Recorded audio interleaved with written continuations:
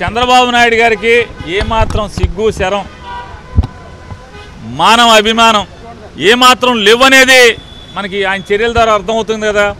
కిందటిసారి ప్రశాంత్ కిషోర్ గారి గురించి ఏం మాట్లాడారు చంద్రబాబు నాయుడు గారు, లోకేష్ గారు, వీళ్ళు ఏం మాట్లాడారు?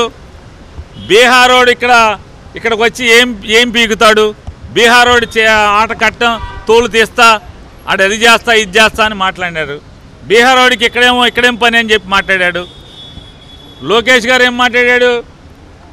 మాకెవడు సలహాలు అక్కర్లేదు, మేము ప్రజలు నమ్ముకున్నామని చెప్పి మాట్లాడారు. మరి ఇవాళ ఎవరు నమ్ముకున్నారు?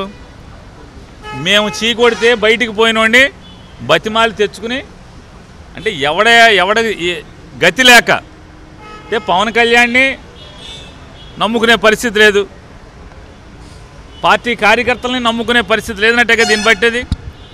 మొన్న ఏం చెప్పారు? 5 ఏళ్ల క్రితం వీళ్ళ పార్టీ కార్యకర్తల మీద వీళ్ళకి నమ్మకం లేదనుకుంటా, అందుకే ప్రశాంత్ కిషోర్ని పెట్టుకున్నారు, బీహార్ నుంచి అన్నారు. మళ్ళీ ఇవాళ ఏంటి అంటే పార్టీ కార్యకర్తల మీద నమ్మకం లేదు, పవన్ కళ్యాణ్ మీద నమ్మకం లేదు, మళ్ళీ వీళ్ళని తెచ్చుకున్నారు. ఒకటి కాదంటున్నారు, ముగ్గురు అంటున్నారు. ఇన్నాక టీవీలో ఈనాడు ఎలక్షన్ కమిషన్ కోసం వెయిట్ చేస్తుంటే ఓట్లో టీవీలో స్క్రోలింగ్ వెళ్తుంది, అన్ని టీవీల్లో. ఏమని?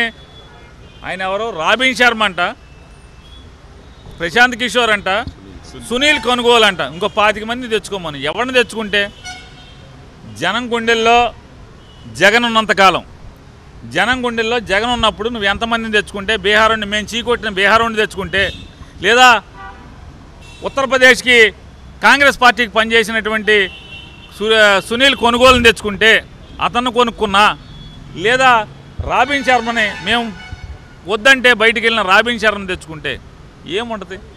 జనం గుండెల్లో జగన్ ఉన్నాడు. నువ్వు ఎన్ని పిల్లి మొక్కలు వేసినా, మేము చీకొట్టి బయటికి తోసినాడిని ఎంతమంది తెచ్చుకున్నా, నీ దగ్గర డబ్బు ఉంది, పాపపు సొమ్ము ఉంది కాబట్టి డబ్బులు ఇచ్చి 1కి 10 మంది కన్సల్టెంట్ని పెట్టుకోగలవు.